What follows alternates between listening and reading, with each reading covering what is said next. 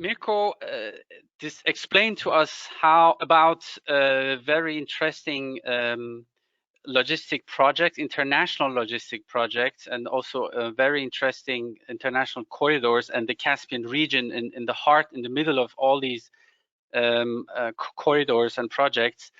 Well, as we talk about the biggest sea, inland sea of the world, in the middle of this region, the necessity of ports and good infrastructure at these ports are very important. And as I said, all of these countries are investing as much as they can in new ports, in developing new ports and expanding their infrastructure.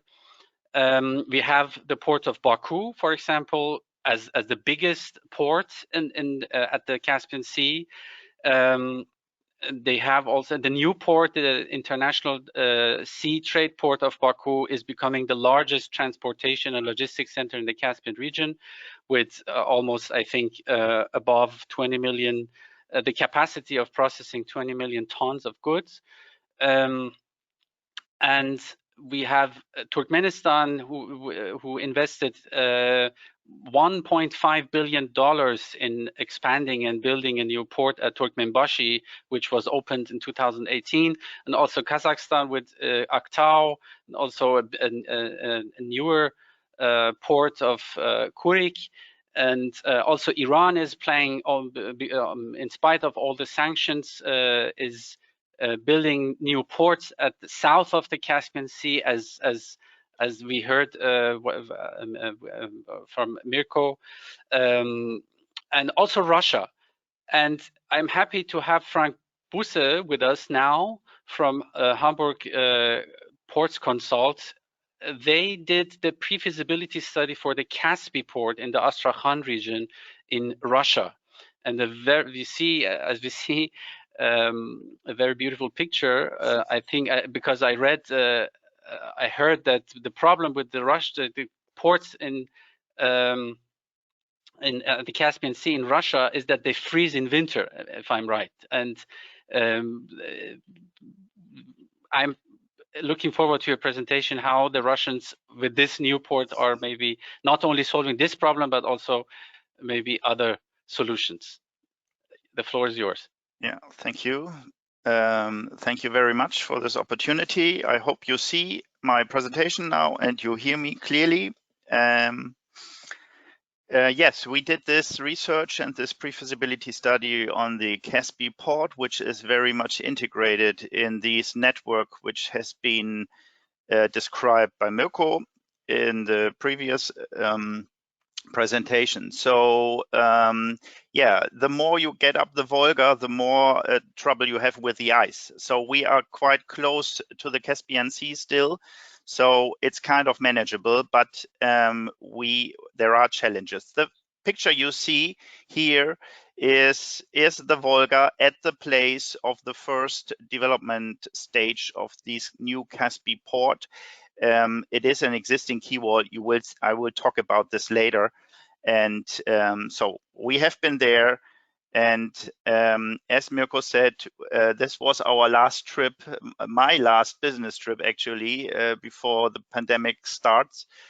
And we were there in February 2020 with the whole team in Astrakhan region and Moscow to research on that. In the very first step, just a very few words on HPC, Hamburg Port Consulting. Why have we been engaged or assigned for this opportunity and for this project? Of course, our name says Port Consulting, so doing a pre-feasibility market research on a potential port location and port project sounds quite reasonable. We are working as management consultants and software solution providers for port and transportation. So there is port in our name, but it's actually all over the transportation chain. And we also have a small group of airport as specialists in our team. So we take it quite serious with the ports, and we handle inland ports and dry ports and all these things. So we are located in Hamburg. And we are in the market for almost 45 years, and we are working with 100 specialists full-time on these issues. We have been in 120 countries, and we have 6 own software solutions that we provide for this, for the transport and port industry. We also have developed and operated an own container terminal in the Ukraine, which we shifted after 10 years of operation to our mother company, which is the HHLA, the Hamburg Port and Logistics Company, which is the largest terminal operator in Hamburg and one of the largest in Europe. And so this underpins again our view on the projects, and is coming always from the operator view. So we are no civil construction company that really wants to build huge terminals. We also look for a suitable solution, for a reasonable solution, saying, okay, what is really needed and what is needed when. So we have phasings and all this. As the challenge always is in port development, you have this massive investment in infrastructure, and you have this infrastructure there and you don't build it, you can't build it for 5 years, but you will build it for 40 or 50 years, whatever. And having this heavy infrastructure and this decision on it and these investments you have to decide, and but being flexible on the other side, that is always the challenge. And you will see later that also the Caspian port will be developed, and our suggestion is and recommendation is to develop it in different phases. So, but that's to HPC. So how we work on the pre-feasibility study of the Astrakhan port, Caspian port, which is the dock and logistics complex Caspian in the Astrakhan region. That is the name. The investor is the port and logistics company Caspian LLC, and we call it the facilitator is the special economic zone around it. I will show you later on a slide what this is about. So there, the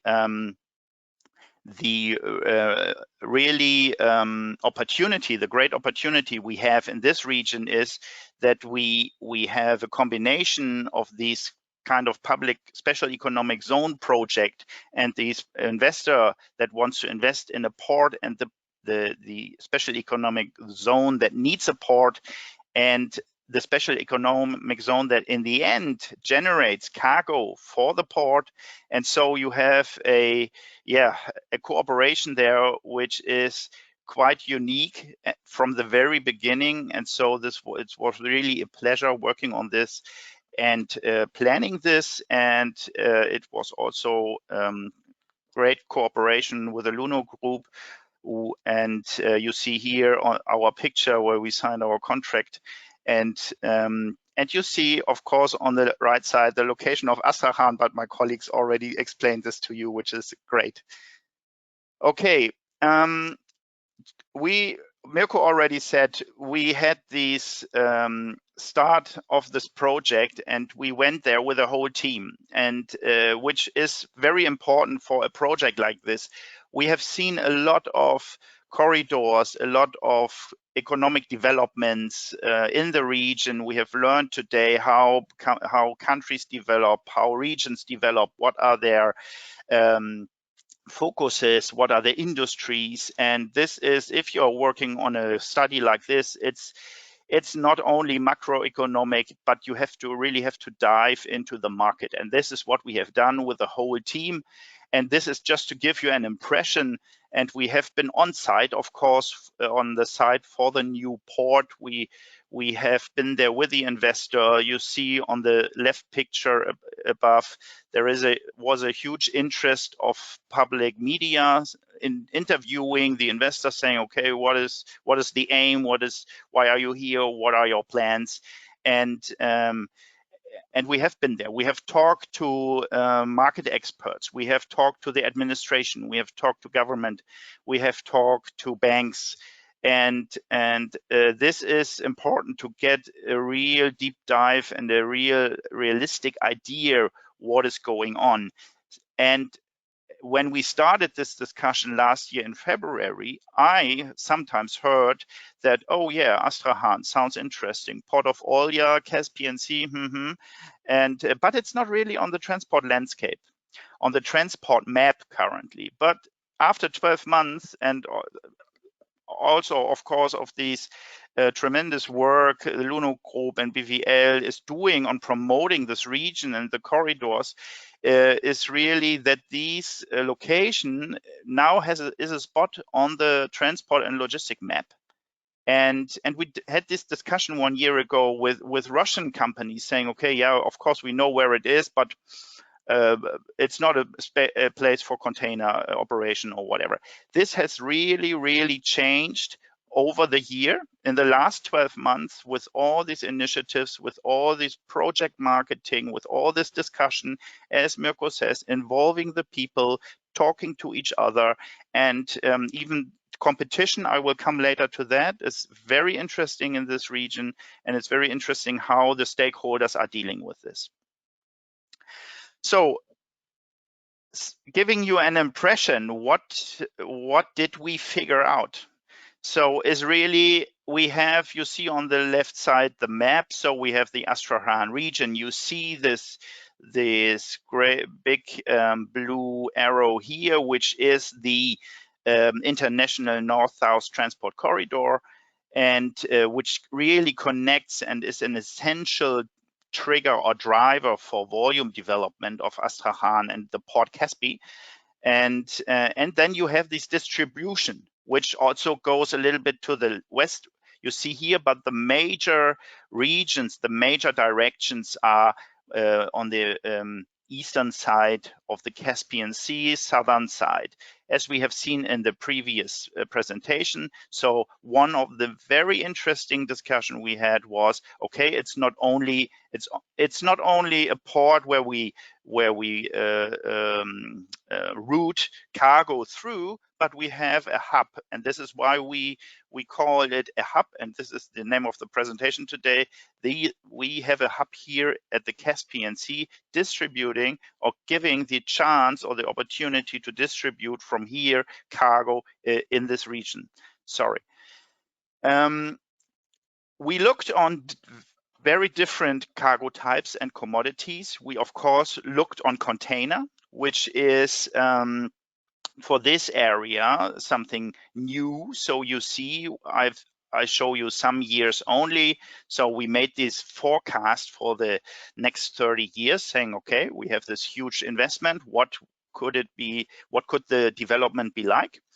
And we will start in the fourth quarter of 2023. This is the plan, with a smaller volume, but it's only just one quarter of the year, and then it develops really dynamically. And and this is always the point in logistics, from my experience over the last 23 years, if you have to offer infrastructure and services first before cargo will flow. So nobody will book something because you tell him, I will have a port here in 3 years. Why should anybody book something? But if you have something in place, if you have an infrastructure, then we are very sure that the development of the volumes is very dynamically. And so, and we see this here in the container development growing up to more than 200,000 TEUs, or if we have, and that is very down here, we have much more than 400,000 TEUs in a high case calculation. So we consider different cases, and we have a base case, and I show here the high case.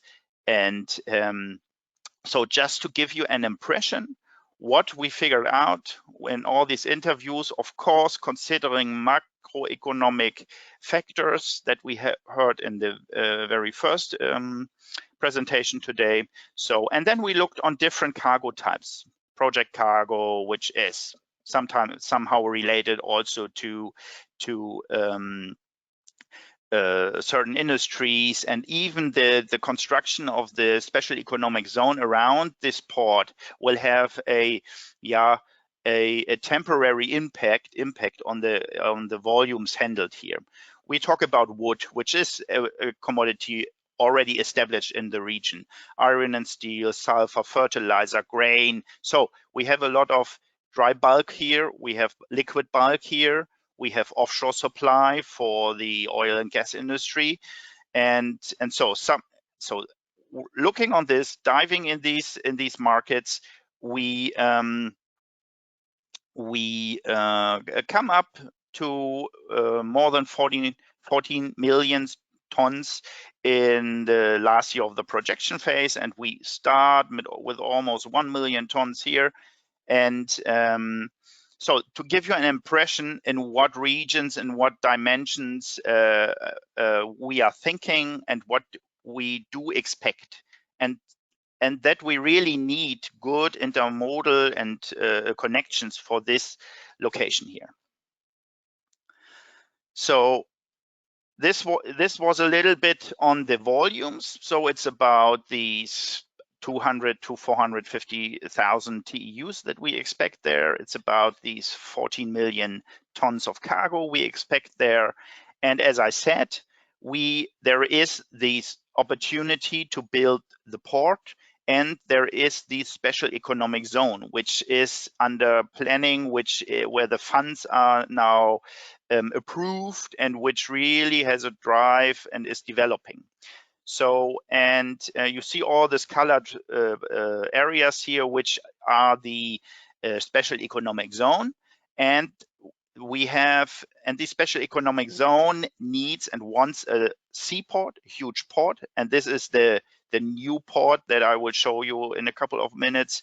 It's in this region. And the very unique opportunity that we really have at this location here is that, as we have seen on the very first slide, we already have 2 berths and an area of up to 40 hectares here in the back. And we have this 2 berths, which has to be refitted a little bit and worked on, and the area has to be developed and prepared.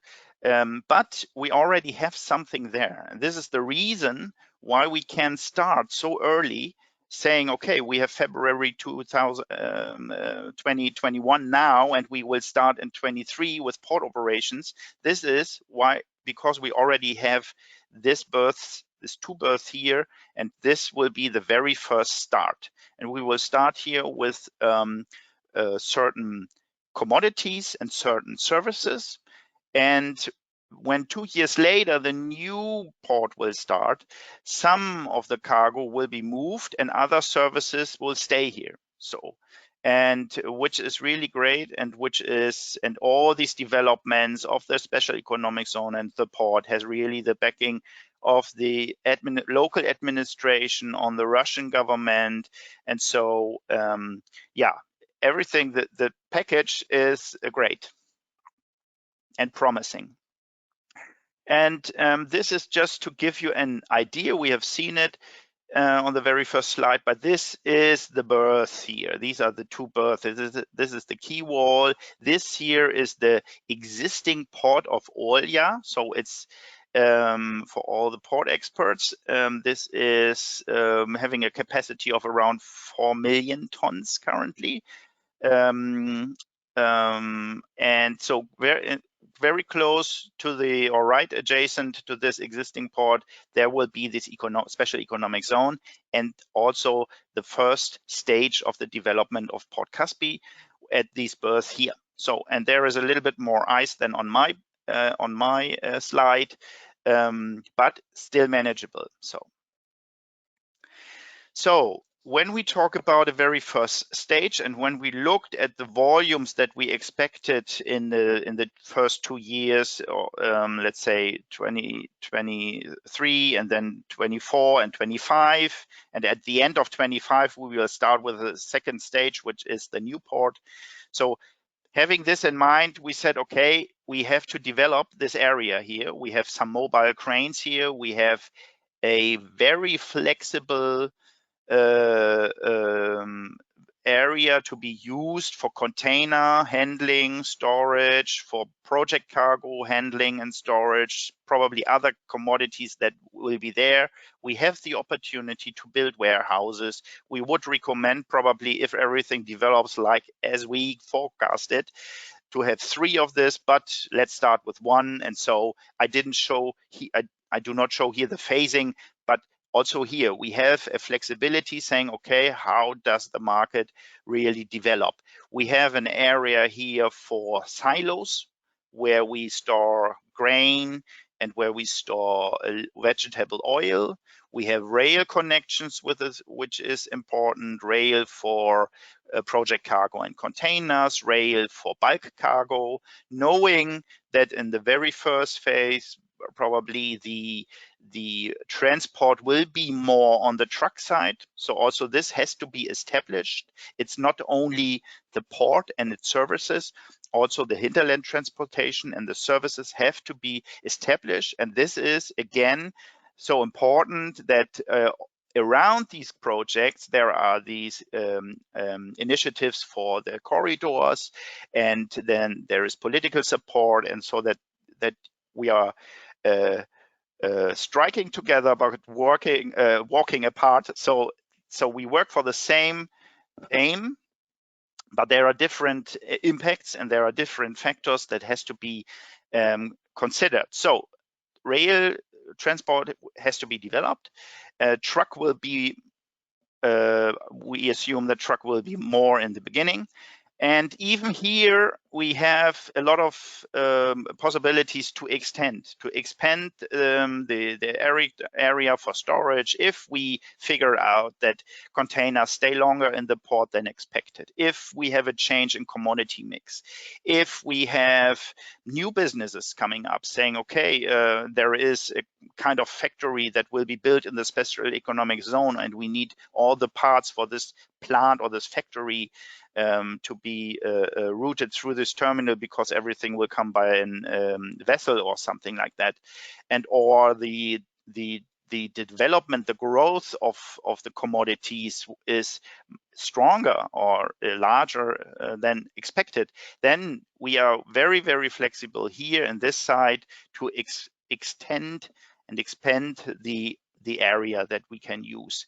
We have a gate area here for truck parking, truck administration, and so actually the typical components you need for a terminal. So we do have here the quay wall, the storage area, the rail connection, the truck connection, and the area for value-added services. Is it only storage in the warehouse or is it more? So this as an idea how to start in 23 with this project and with the port operations in Port Caspian. Then at the end of 2025, we start to develop, we start to operate with a new port, which is the stage 2 within these huge port development project.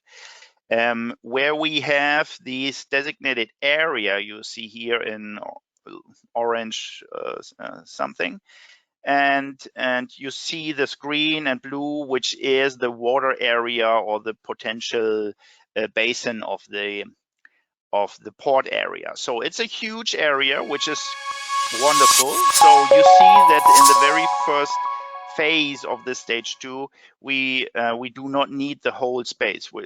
And this is, again, I'm showing you here the first phase of stage 2 of the new port, and then we have 3 more development phases to show you how we would recommend, or how we are recommending to develop this facility here.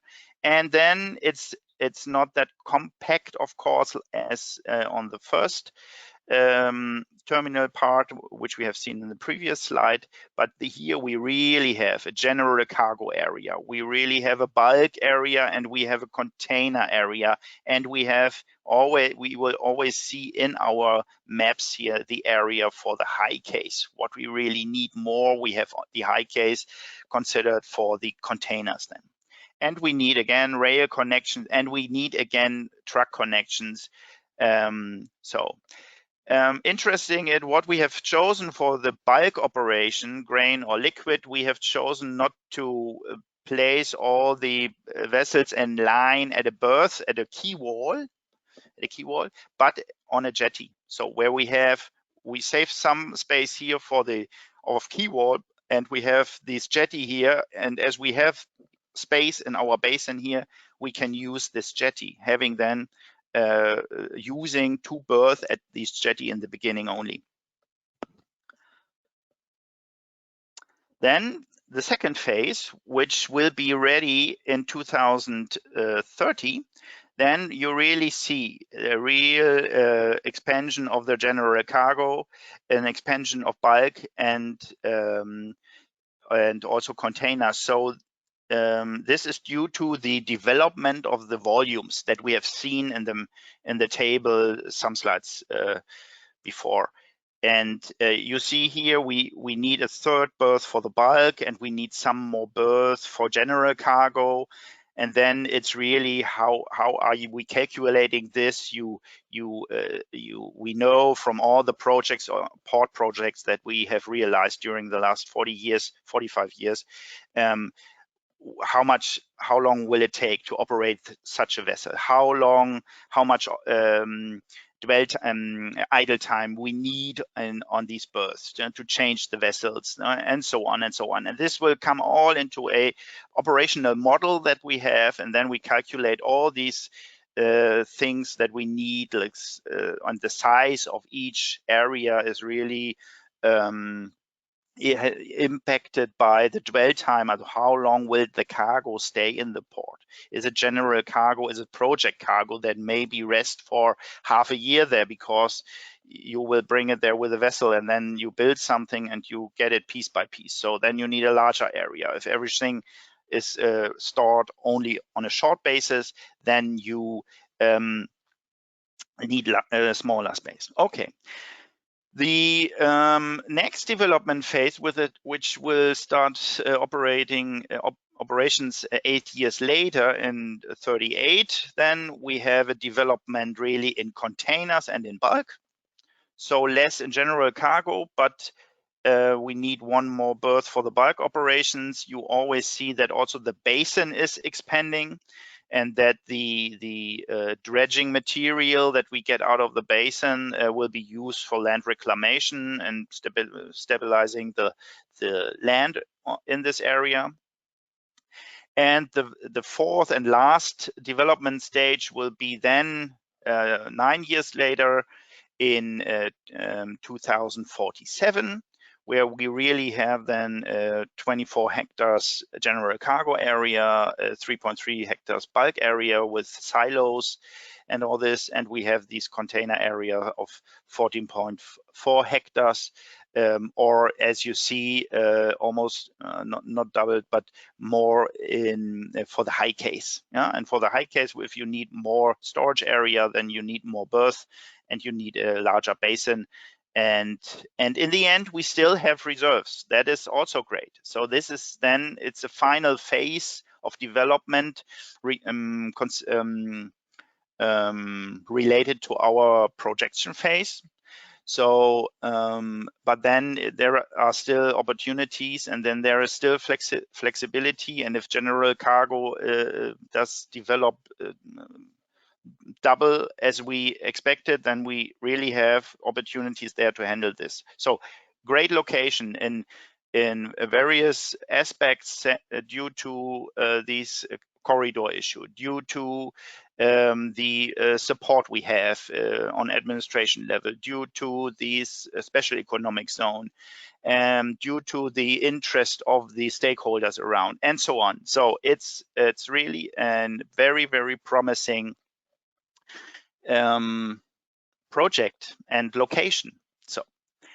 And then finally, just giving you an impression. So the Caspian Basin is more on the lower part when it comes to Russian throughput, seaport throughput. So And when we talk about the Caspian Basin, on the Russian side, just for the example here, 2.8 million tons there, and we have in our forecast 4.5 million for grain. So this is really a driver. This is really a driver for the Russian seaport throughput, for the Russian cargo handling development in total, or also in total. So, and then some last words from my side on the issue of competition. These are all the ports that we considered in our study, saying, okay, these are existing ports. These are ports which have kind of comparable commodity and cargo structure. And we analyzed, we looked, and what we really experienced is that we have great discussion with the representative of Turkmenbashi, for example, who see a new port opportunity in Russia as an opportunity, as a chance, saying, okay, if there is one more original destination of cargo, it does mean there are more opportunities for us to receive or to deliver cargo. And this was a very nice experience, and a very nice, it's reflecting the mindset. So of course, everybody is there to do business and to earn money, which is totally clear, but having a mindset saying, okay, yeah, why not seeing these as an opportunity, and how can I, we discussed them in the very early phase of this study, and we discussed and said, okay, how do we expect that? And also what we experience then is on the southern part, Anzali, Nasha, and all these ports, and the south, they are not really a competitor, but also seeing these opportunities. If there are more ports in the north, we have more origins and destinations for our cargo. And what is also important for developing a port is, how are these ports equipped? What cranes do they have? What berths do they have? What draft or water depth do they offer actually? So that this has to fit, as this is a kind of, it's not a microcosmos, but it's an own cosmos, this Caspian Sea here. And so we have to adjust capacities and equipment, and so it has to fit together. Otherwise, you build something which is not reasonable. And so, having this was a nice experience for us, being so long in the market, saying, okay, we have different ports here, but most of them really see this as an opportunity. And when it comes to the Russian port, like Olya, even Olya and Astrakhan, where we have also discussions, they could think, okay, a third port location, a third strong port location in our comparatively small region. What is that? This is more competition, but we have good discussion, and everybody is seeing it as an opportunity, and really sees that a project like this, with all this support, can really draw volume to this region. And as you see, I always say, if you have one bakery somewhere and you put a second beside there, so both are making their business. So, and if you have one port there, and if they are somehow complementary, so if they all three, Astrakhan, Olya, and Caspi, will do the very same, that could be kind of challenging. But if they see themselves as complementary ports, then this is great. And if you look on the right side, on our graph here, it just shows what we really expect for Port Caspi. If you see Port Caspi very below there, we mentioned this, the expected throughput for the years in 15 years and in 30 years, compared to the current capacity. It's not about the throughput of each of these ports, but the published and announced capacity of these ports, we are really thinking about a huge port there, competing or being comparable to Aktau, Turkmenbashi, and Baku today, which are huge ports in this region. And then actually I would close. So these are, I hope you got an idea of what we are doing there and what we are developing, and I hope you share the idea and the spirit that this Caspi port is a promising project. And yeah, thanks for listening, and looking forward to your questions now or afterwards. Thanks, Frank. Very interesting and informative, actually, presentation and of this topic.